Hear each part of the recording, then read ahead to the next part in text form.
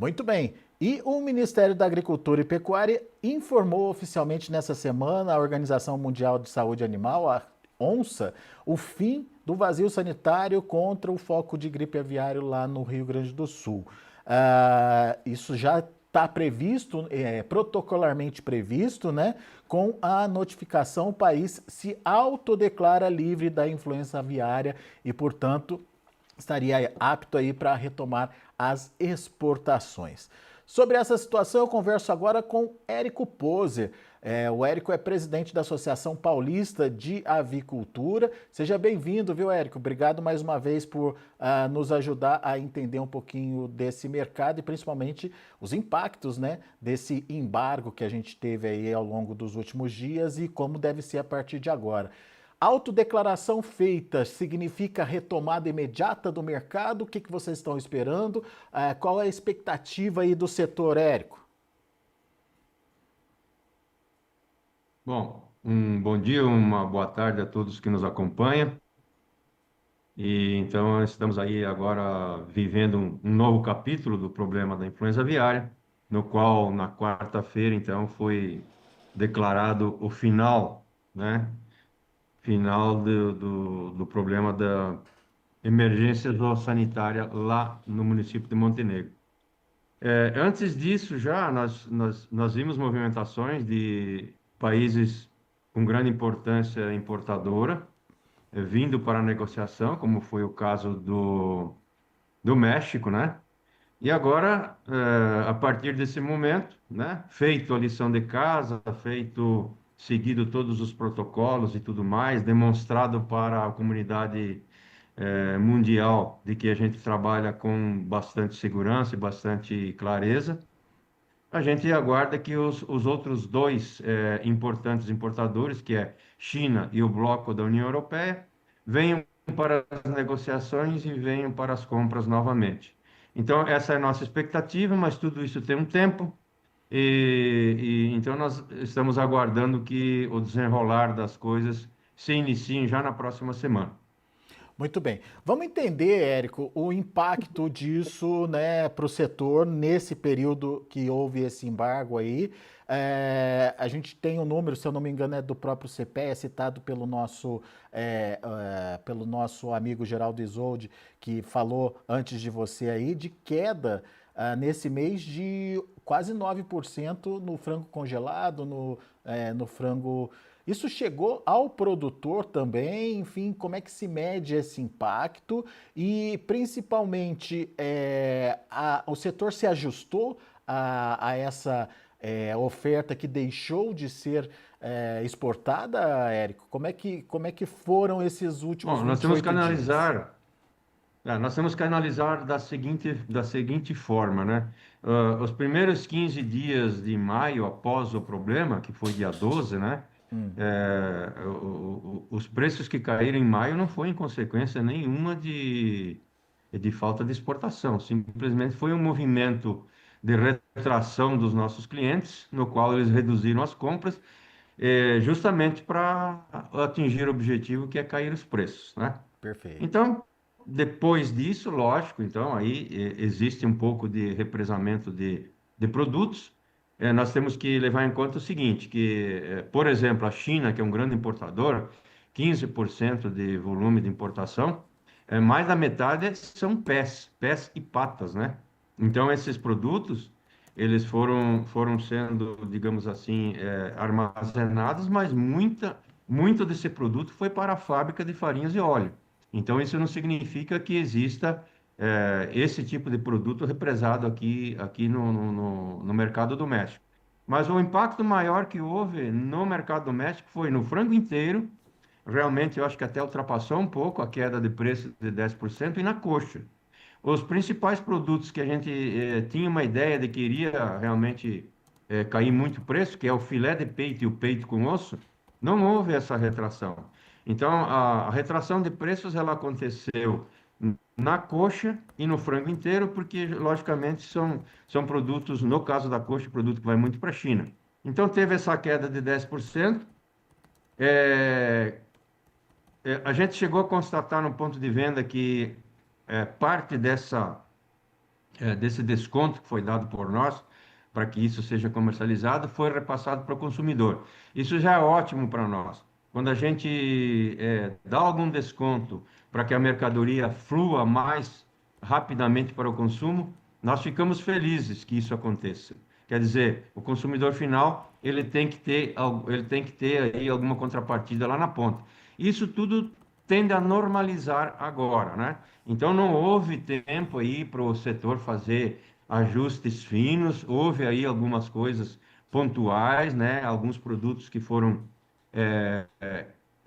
exportados para outros países com preços até um pouco menores, justamente para não represar aqui dentro. Então, nós estamos aguardando agora que essa questão ela vá novamente se ajustando e que a gente volte aos 450 mil toneladas de volume de exportação por mês, tá? Essa é a nossa expectativa.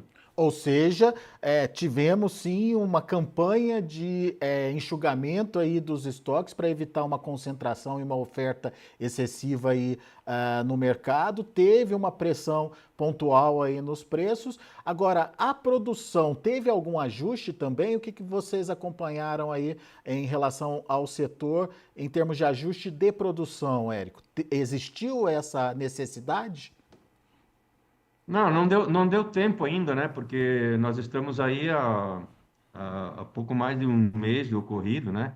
Então, esse tipo de ajuste, normalmente em avicultura, mesmo sendo rápido, ele demora um pouco mais. É claro que houve aí alguns casos de eliminação de matrizes mais velhas, eliminação de pintos piores, etc. Mas nada que signifique que resulte numa redução da produção. Mesmo porque agora, nesse período, nós temos aí períodos que aqui no centro-oeste, né? Não no sul, mas digamos assim, no centro, centro-oeste, é um período de clima muito bom em que o frango pesa bastante, né? Então, assim, se eu for falar, olha, houve uma redução da produção de carne de frango, isso não podemos sentir, não. Então, a gente acredita que com a volta das exportações e o próprio mercado interno agora estimulado por preços melhores durante esse período, tudo volta ao normal, né? Tudo isso são movimentos de mercado, não existe nada que seja estranho para o nosso setor, são movimentos de mercado, quando existe aí uma expectativa do nosso cliente de que poderia sobrar muito produto no mercado e que iria cair os preços, eles se movimentaram e aconteceu. Então, são movimentos de mercado, movimentos naturais que os produtores, a indústria, têm que ficar atenta e se adaptar. O que que é mais importante para o setor? O mais importante para o setor é de que a gente continue trabalhando seriamente em biosseguridade, em segurança, em isolamento, para que novos focos não aconteçam. Porque o que está acontecendo? É que o início do problema, que normalmente se dá nos sítios de migração de aves aquáticas e principalmente nas praias, né? Com o tempo, essas aves elas vão contaminando parte das aves, até das aves, digamos assim, as nacionais mesmo. E elas vão subindo pelos rios e vão subindo e vão levando a doença para o interior do país. Então, parte da fauna brasileira, ela tem um certo nível de contaminação. Então, não está descartado que isso possa ocorrer novamente em qualquer estado do Brasil. Não, muito pelo contrário, eu acho que seria natural que acontecesse. Então, o que nós temos que trabalhar? A gente tem que trabalhar em cima da regionalização, ou seja, fazer com que esses países, grandes importadores, aceitem comprar o produto, com exceção do foco, no máximo os 10 quilômetros em torno do foco, o município ou, na pior das hipóteses, o estado, que também não condiz. O Brasil é um país com tamanho enorme, né? Cabe à Europa aqui dentro e sobra terra ainda. Então não existe justificativa nenhuma que um caso no Rio Grande do Sul, ou um caso em Minas Gerais, ou um caso lá no Pará, ocasione uma interrupção das exportações. Então, é em cima disso que nós temos que trabalhar, o setor está bastante consciente e continuar sempre dizendo, vocês da mídia, da imprensa, deixar o nosso consumidor sempre muito atento e muito informado de que influenza aviária é uma doença de aves, não é doença de humanos.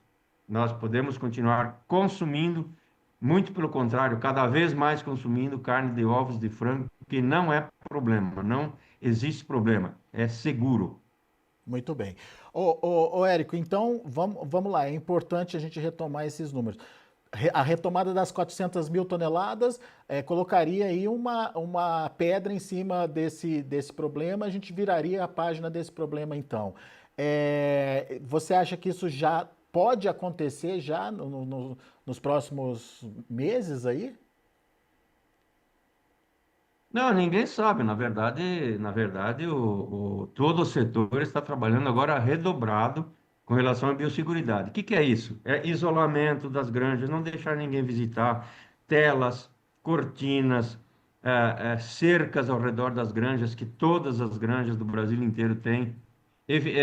Todo caminhão, todo equipamento que entrar numa granja tem que desinfetar. As pessoas que trabalham na granja, ao entrar na granja, tem que trocar de roupa, tem que ter todos os cuidados de desinfecção dos pés, enfim. É isso que nós temos que fazer, né? Uma certa contaminação da fauna existe e existe o perigo.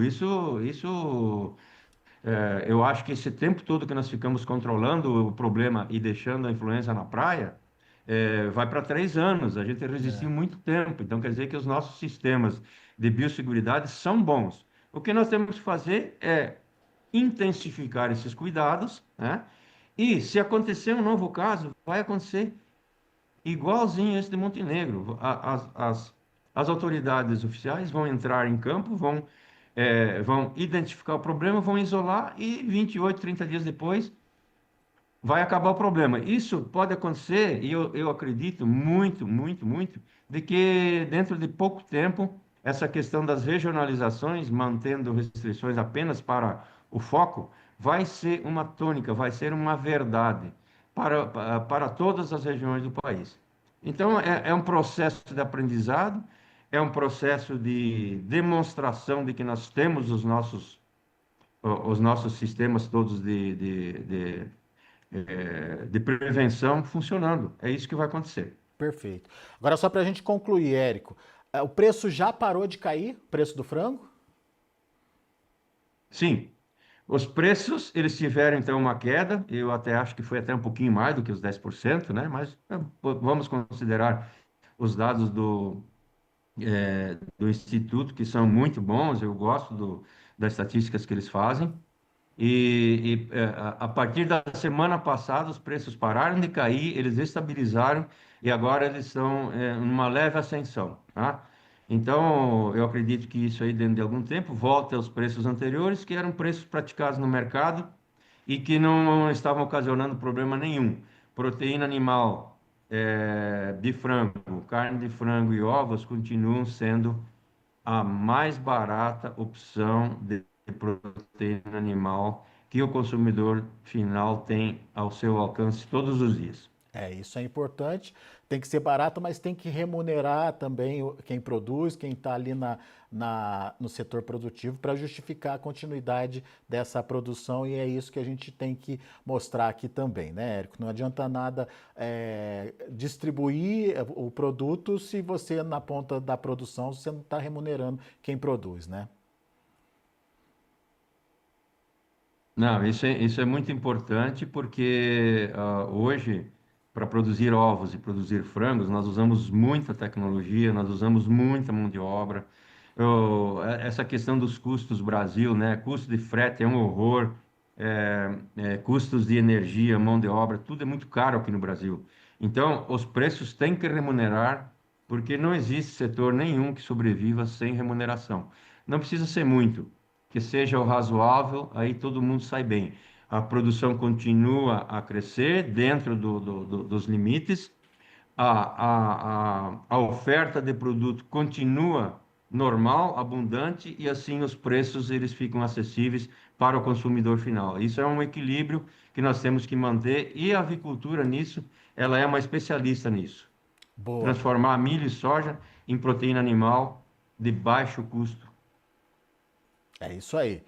Meu caro, mais uma vez, show de bola, show de informação. Obrigado pelas atenções e alertas que você trouxe aqui para nossa audiência. E volte sempre, Érico. Fico à disposição. Um abraço a todos. Um bom dia. Bom dia, até a próxima.